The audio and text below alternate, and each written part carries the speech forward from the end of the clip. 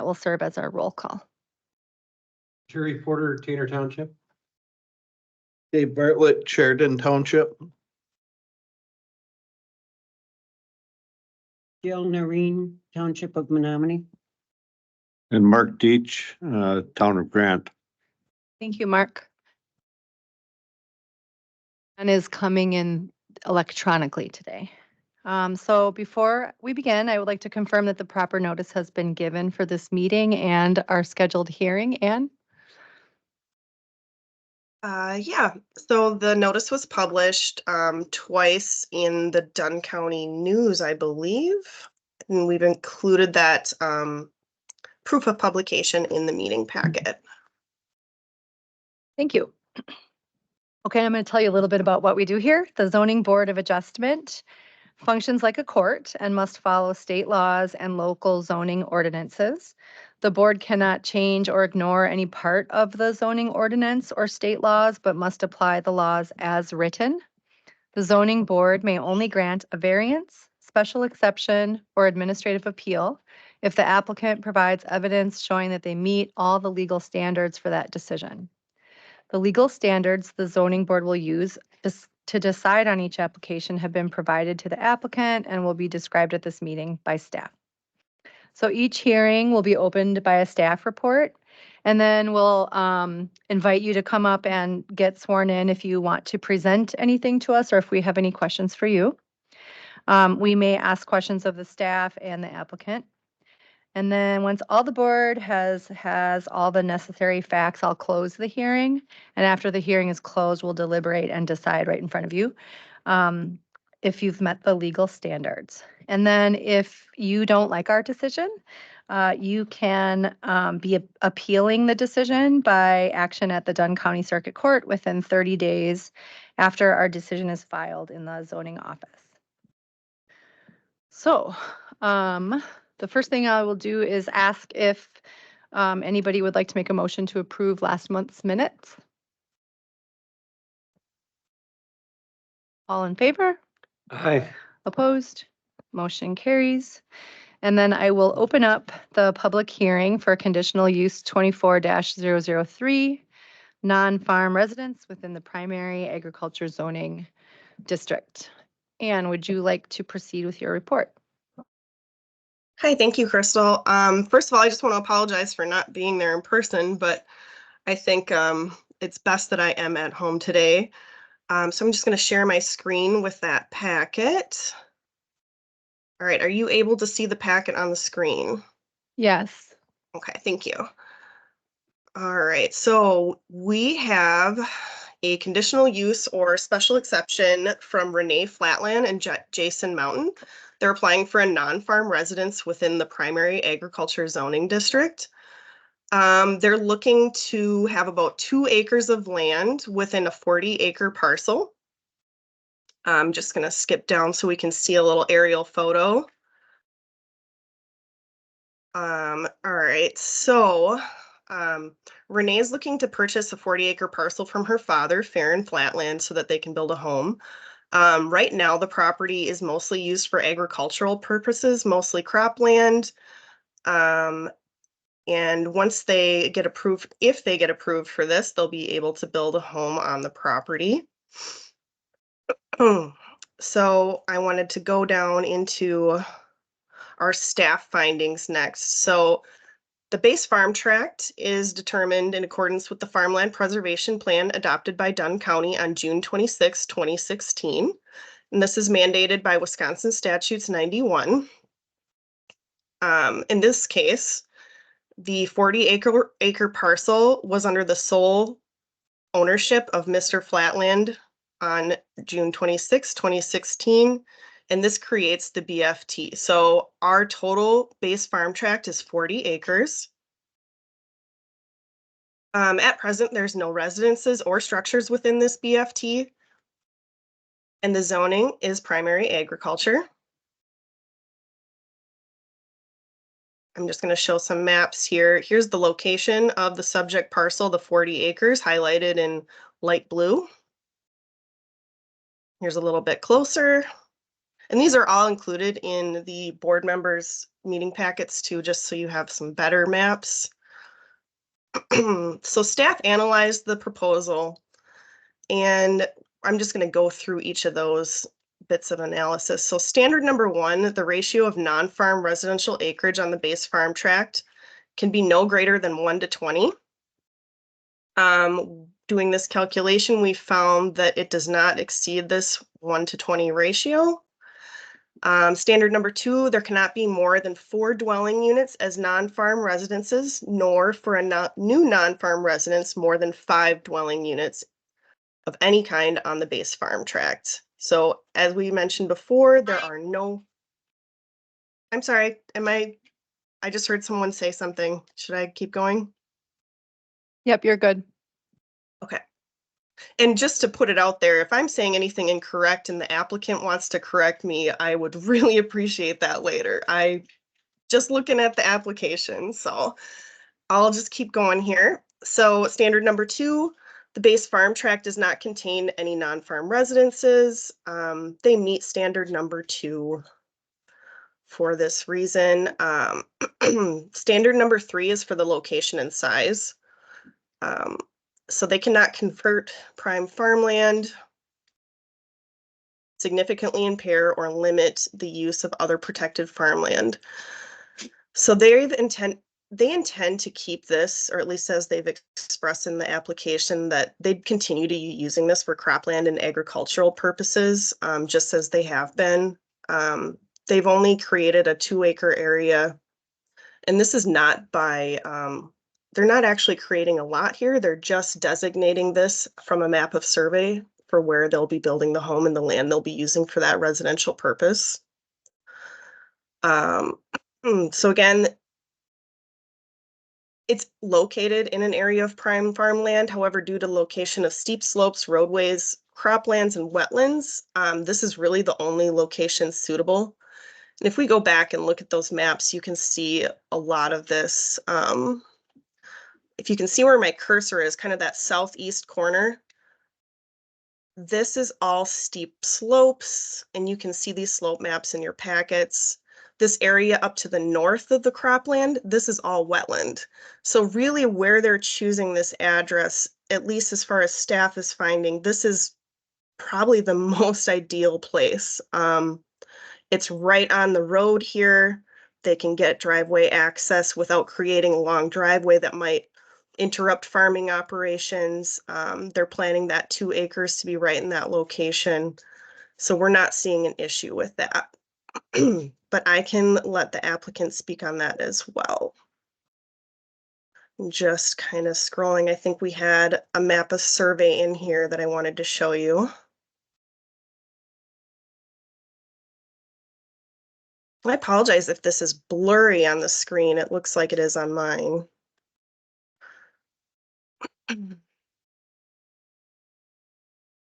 Here's the slopes, just if anyone was interested, you can find that in there. All right, well, I'm going to stop sharing my screen because my screen is just as blurry. Anyways, just to summarize, staff went through this. They've met the all of the qualifications for approval. The only thing that's a little bit different on this one is that we're not having a lot created for the 2 acres.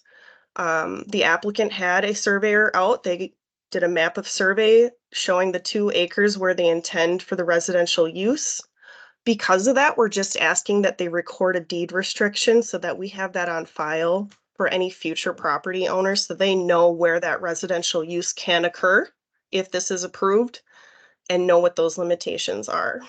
So if this is approved, this will apply to anyone into the future as long as they follow any of the conditions.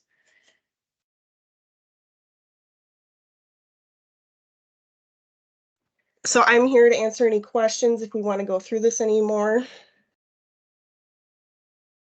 Thank you, Anne. Does anybody on the board have any questions for Anne? Go ahead. Now, so there's no map of survey, so that means that this is considered a farm residence?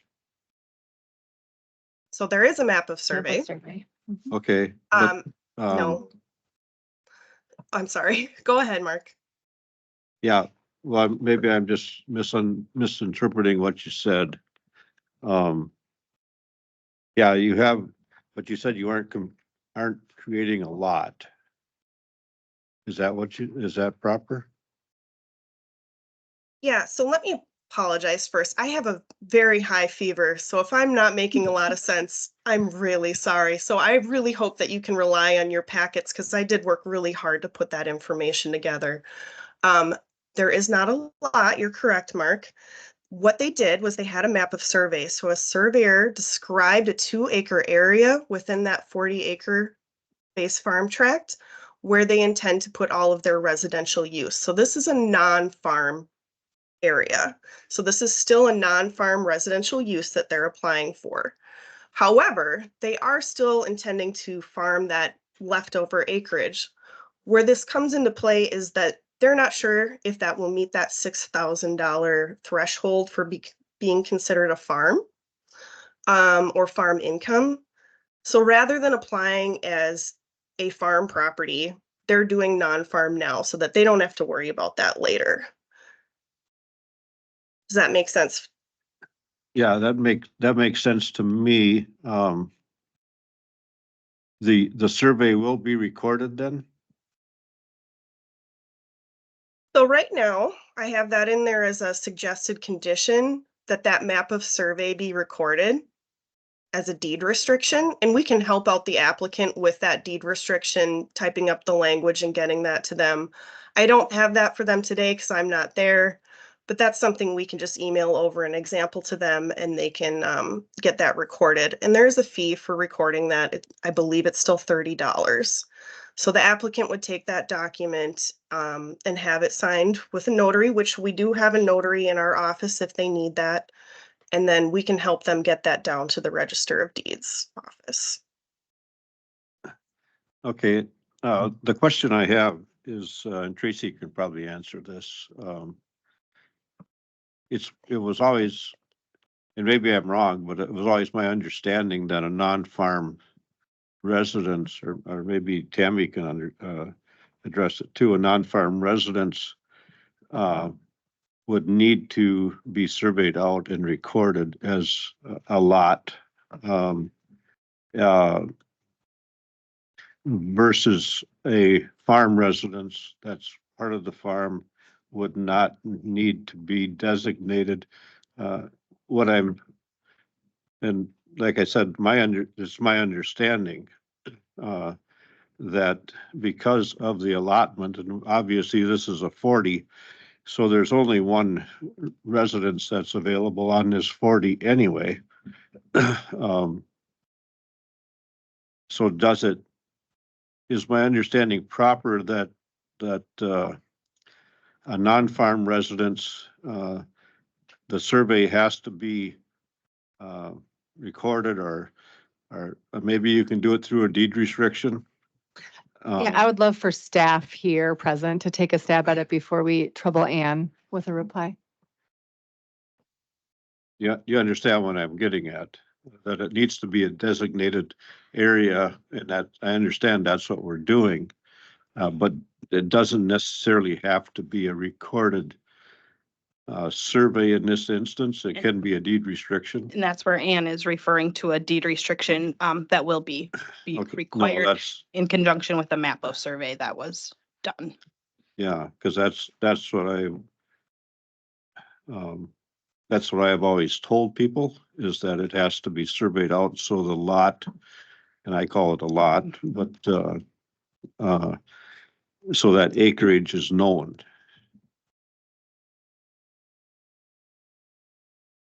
Excellent. Yeah, and I can, jump in there. So our ordinance includes a certified survey. However, it doesn't say certified survey map. So I think it's been left open to interpretation that a map of survey would serve, an equal purpose or meets that criteria as certified survey. Yeah, you understand what I'm asking. Yep, correct. Yep. I think Ann's excellent suggestions for conditions helps us to get exactly to Mark's point.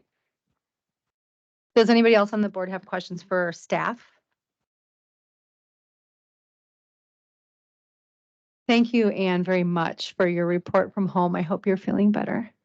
At this time, I would like to see if the applicant has interest in coming up and giving us any more information, if you think that there's anything that we haven't covered yet that you would like us to know.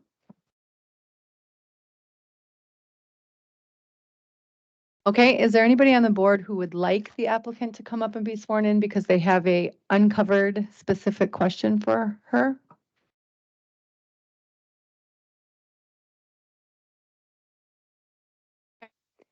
Thank you. And is there any other members of the public that would like to come up and speak either for, against, or with additional information on this application? Okay, with that, I'm going to close the hearing. And we'll move on to our deliberation. We have 3 questions to be looking at, and in our staff report, Anne covered them really thoroughly. The standards need to be met in order for us to entertain accepting this application. The first one being the minimum lot size, and we have our math in here confirming that the lot size is appropriate for a ratio of non-farm to farm acreage. And then we're still within the dwelling units limit.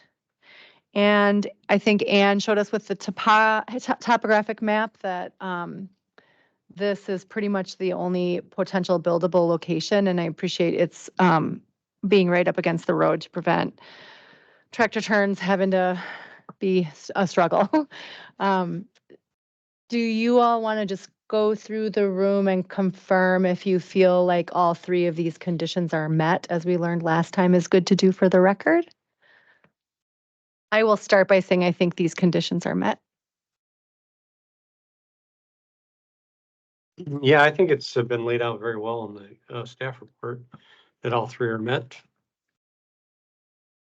I agree they're all met. I agree, they're all met. I agree that they're all met also. Thank you all. Okay, so at this time, I would entertain a motion to accept the applicant's request, and anybody who makes this motion could include any or all of Anne's 6 suggested conditions. Anybody making this motion might want to read those from the packet, so we have it in the record. Crystal, I have one more question. Yes, Mark. If the property is sold, if there's a residence on that property, without having a recorded survey, they could not sell that property. It would have to be sold as a 40. Is that the understanding then? That's correct. Whereas if they would have had a non-farm residence survey lot, they could just have sold just that 2. non-farm residence.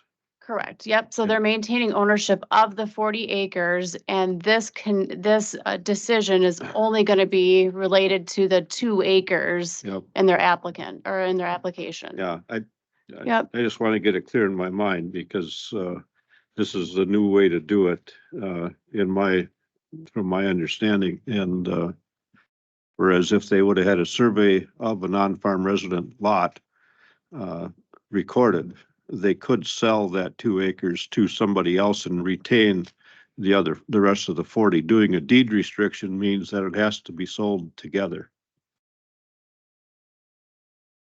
Not necessarily. It doesn't necessarily mean that they have to sell it together. It just means that this condition of non-farm, what they're asking to leave in non-farm use is just to those 2 acres.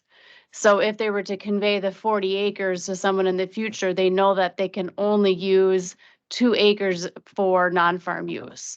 And then I would add likewise, if they ever want to sell just the 2 acres, they would have to go through the process of creating it into a lot before they could sell it. So then at that time, that Correct. deed restriction would come back into play. No, I understand. Yeah. I just want everybody to understand exactly what we're talking Yeah. about. Yeah. Does everybody feel good understanding of what we're talking about here? Yeah, okay. Awesome.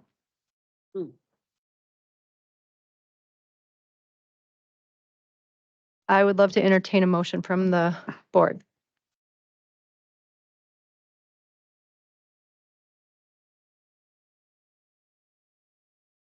I'll make a motion that we approve the non, Conditional use. the conditional use, as presented. And with the following, recommendations or following, can't think of the term, Condition. conditions, yeah. The owners of the property to which which this conditional use is issued will abide by all representations and commitments made in their application as well as before the Board of Adjustment. Number 2, prior to the commencement of any non-farm residential use on the property as permitted by the special exception use permit, the property owners shall be required to record a deed restriction with the Dunn County Register of Deeds office. The deed restriction shall expressly indicate that the property has been granted a special exception use permit by the Dunn County Board of Adjustment for non-farm residential use, subject to the condition that only the described 1.99 acre area within the 40-acre parcel shall be utilized for non-farm residential use.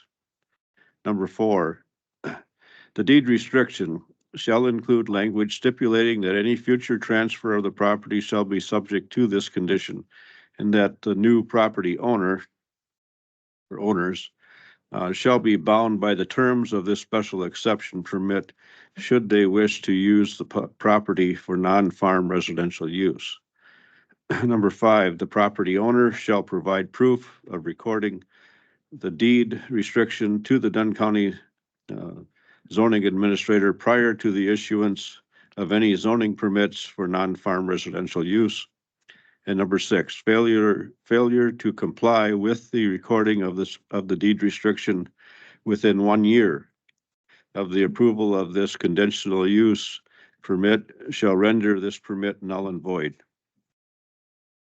Do I have a second? I'd second that, motion. Thank you, Jerry. Any further discussion?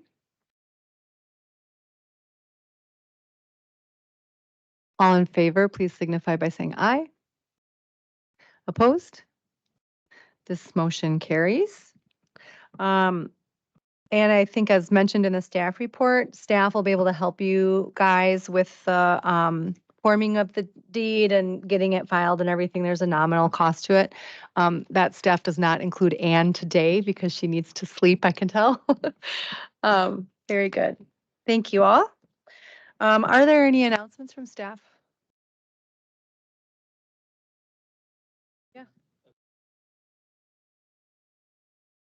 I agree. I didn't hear that.